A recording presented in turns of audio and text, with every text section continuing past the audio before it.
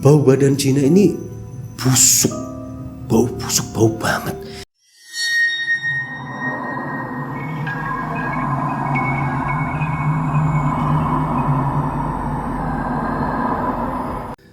Cinta ditolak, dukun bertindak. Kita mungkin bisa mungkin ya kita mendengar kata-kata seperti itu. Biasanya itu lebih cocok seperti kata-kata candaan, dianggap seperti kata-kata biasa aja. Tapi sebenarnya kalau kejadian ini benar-benar terjadi, itu bisa menjadikan nasib seseorang menjadi sangat mengerikan. Ini seperti gua mau ceritakan ya, atas nama perempuan yang namanya Gina. Jadi kejadian ini terjadi sekitar 18 tahun yang lalu atau tahun 2003. Saat itu Gina ini sedang kelas 3 SMA. Jadi udah hampir lulus ke kuliah. Dia mempunyai seorang sahabat karib yang bernama Risa. Risa dan Gina ini sudah bersahabat karib sejak SMP. Saking akrabnya itu, kedua orang tua dari masing-masing itu sudah menganggap mereka ini sebagai anak mereka masing-masing gitu.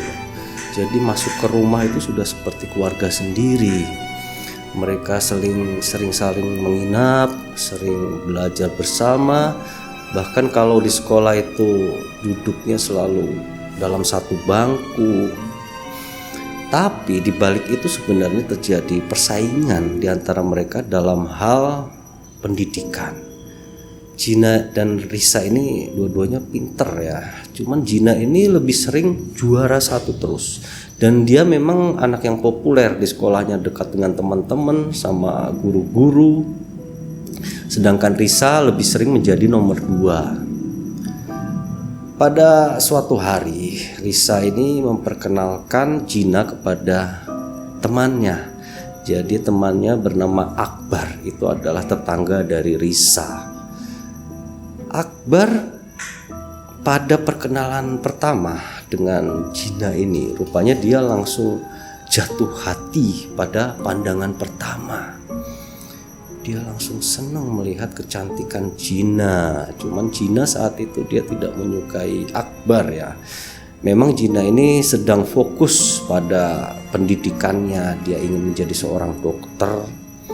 Dan dia mempunyai target lulus secara beasiswa atau melalui jalur PMDK untuk masuk ke universitas negeri target dia. Tapi setelah perkenalan itu, Akbar ini rupanya tipe cowok yang tidak gampang menyerah. Dia hampir tiap hari selalu ngecengin si Gina ini di sekolahnya. Jadi setiap pulang sekolah itu si Akbar sudah ada di depan pagar sekolah dari si Gina. Cuman ya Gina mungkin karena nggak mau nyakitin Akbar atau gimana gitu ya. Kalau Akbar senyum kepadanya ya Gina membalas senyum gitu. Maksudnya tidak buang muka atau gimana, enggak gitu. Pada suatu hari Akbar ini menyatakan rasa sukanya kepada Gina. Pada saat itu Gina pikir bahwa ini adalah kesempatannya untuk menolak si Akbar. Memang dia udah gak mau kan. Akhirnya begitu dicatakan oleh si Akbar, Gina pun langsung menolak. Saat itu Gina ini menolak dengan baik-baik. Bahkan sambil bercanda dikit gitu. Maksudnya biar si Akbar ini gak sakit hati. Dan memang berhasil sih, pada saat itu Akbar ditolak tapi gak merasa terlalu sakit hati ya. Setelah itu, jadi ini adalah titik awal ya dari keseraman mungkin atau peristiwa yang bakal terjadi kemudian. Karena sejak penolakan itu, Gina sering menjadi gelisah. Dia tiba-tiba menjadi tidak fokus akan sekolahnya, tidak fokus akan apapun. Maksudnya gak seperti biasa. Dia selalu memikirkan Akbar. Aneh ya. Padahal Padahal dia gak suka loh sama Akbar. Tapi sejak penolakan itu dia selalu memikirkan Akbar. Dan sejak penolakan itu dia selalu, hampir selalu tiap malam itu bermimpi buruk. Seperti didatangi ular, seperti dikejar-kejar binatang. Bahkan pernah satu ketika dia bermimpi didatangi oleh seorang nenek-nenek yang mukanya mengerikan. Nenek-nenek itu membawa secangkir gelas yang berisi cairan merah. Kemudian cangkir itu diberikan kepada Jina untuk diminum. Cuman si Jina ini kan gak mau, dia gak mau minum. Cuman karena dia takut melihat nenek-nenek itu, akhirnya cairan itu pun diminum. Setelah meminum cairan itu, nenek-nenek itu kemudian tertawa seperti kuntilanak dan kemudian dia pun menghilang. Kemudian setelah mimpi itu, ada perubahan aneh pada fisik Jina, itu berupa bau badannya. Bau badan Jina ini busuk, bau banget. Itu pertama kali yang merasakan adalah ibu Jina. Jadi sebenarnya si Jina sendiri tidak dapat merasakan atau membau bau busuknya sendiri. Yang bisa membau adalah orang lain yang ada di sekitarnya. Di sekolah juga gitu, teman-temannya itu nggak ada yang lama berdekatan dengan Jina. Mereka paling 2 menit langsung menghindar dari Jina karena bau busuk itu. Kemudian tentang si Akbar itu ya, rupanya sejak dia ditolak oleh Jina, Akbar ini tipe pemuda yang tidak gampang menyerah. Dia masih terus ngecengin si Jina sepulang dari sekolah, cuman tidak sesering sebelumnya. Nah, si Jina ini kali ini melihat Akbar ngecengin dia, itu bukannya gak suka atau sebel, tapi justru merasa suka, merasa senang karena ada Akbar di luar sekolah. Bahkan kalau kadang Akbar tidak ada, dia malah nyari-nyari. Sampai suatu ketika Akbar kembali menyatakan sukanya kepada Jina. Saat itu Jina tanpa berpikir apa-apa gitu, dia langsung menyatakan iya. Sejak itulah Jina dan Akbar berpacaran. Jina dan Akbar semakin sering meluangkan waktu berdua bersama.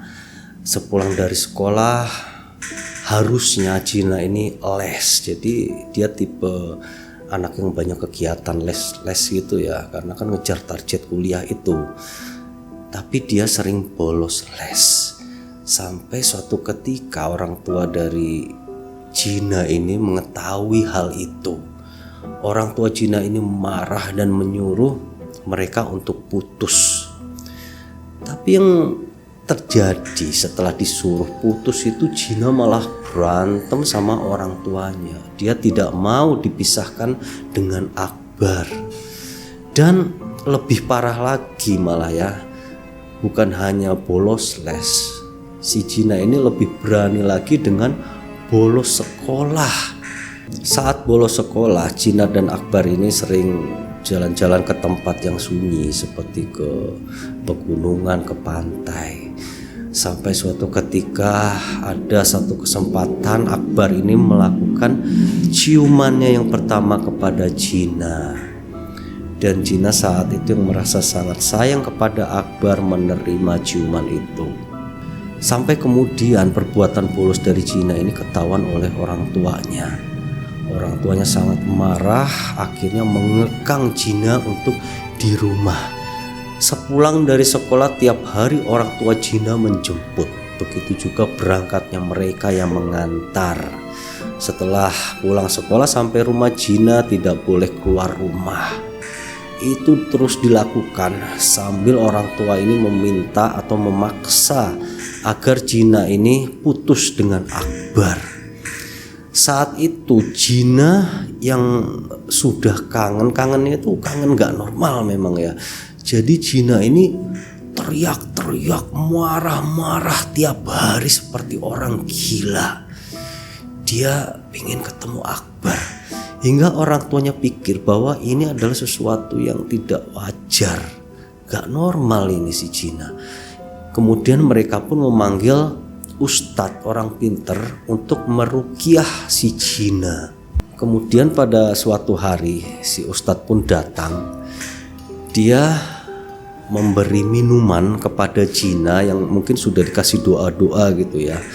Sesudah itu ustadz itu memukul menggunakan sapu ijuk kepada si Gina ini dengan perlahan. Memang pelan, gak sakit sama sekali, tapi akibatnya Gina kemudian tiba-tiba muntah. Dia memuntahkan cairan yang berwarna merah, dan cairan itu bukan darah.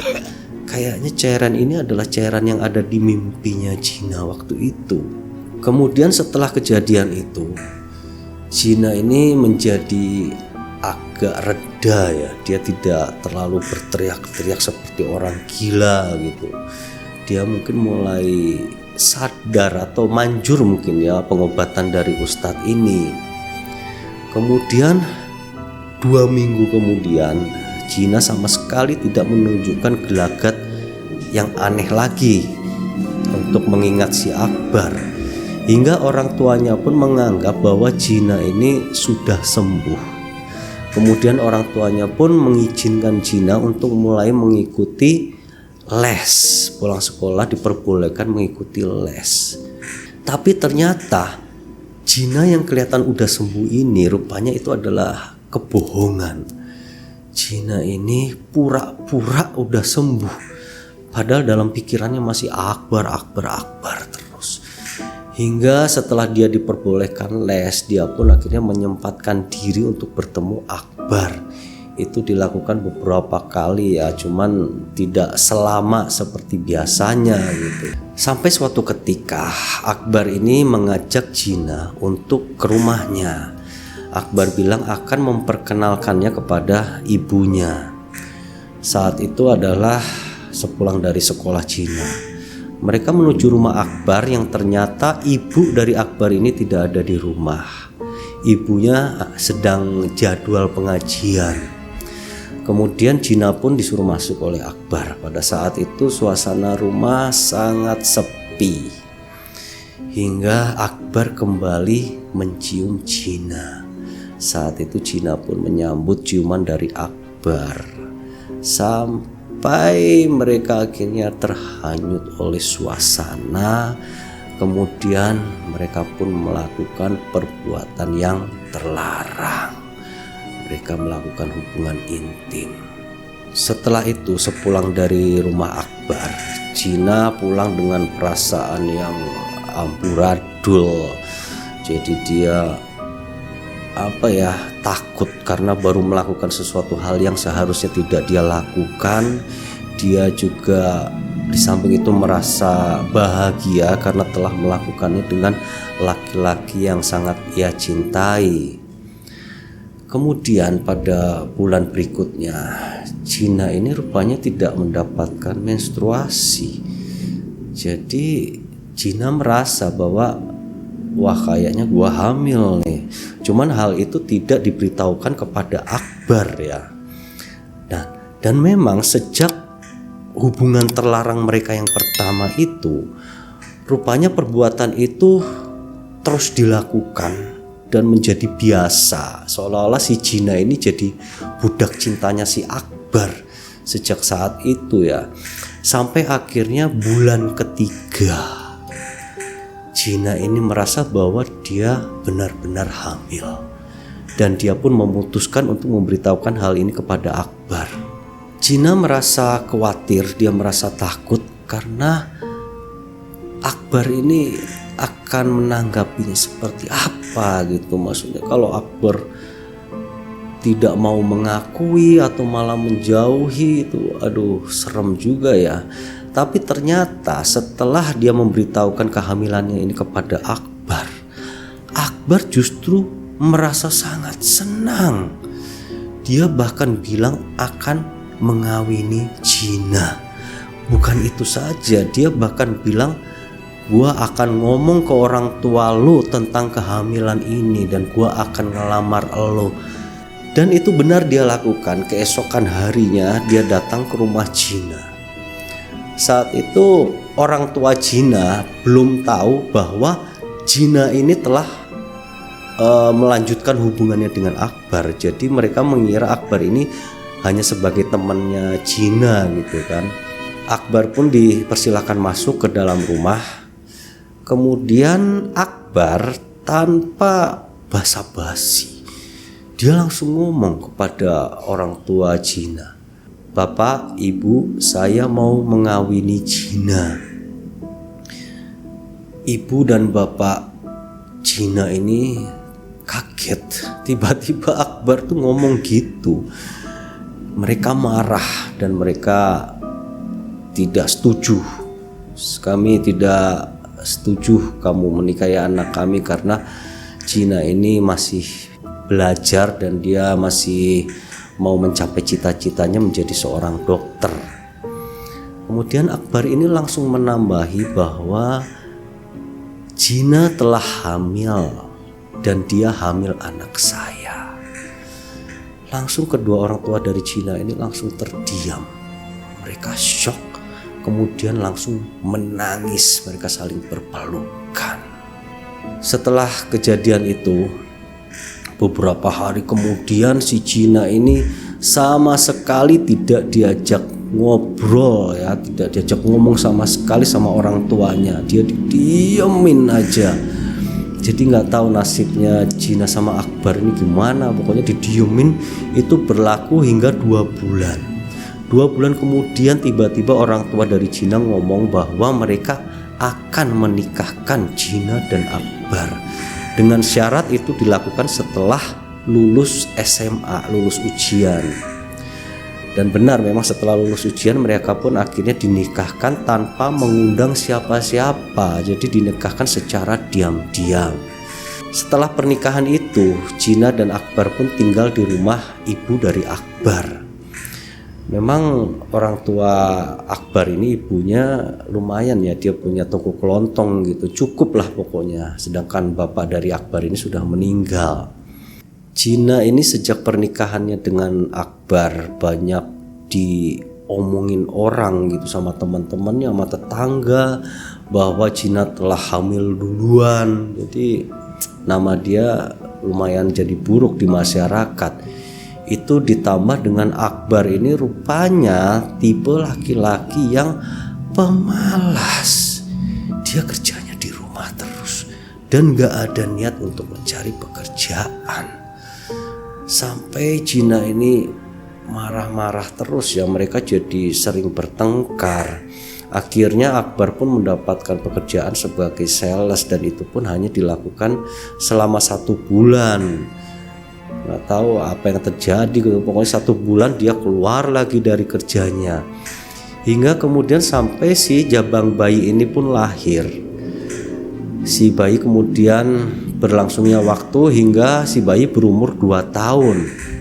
Saat itu Jina udah nggak kuat lagi berada di rumah terus-terusan. Dia memutuskan untuk mencari pekerjaan. Dia melamar beberapa perusahaan, akhirnya diterima di sebuah toko. Dia bekerja sebagai kasir. Waktu bekerja dia beberapa kali juga bertemu dengan teman-temannya semasa SMA.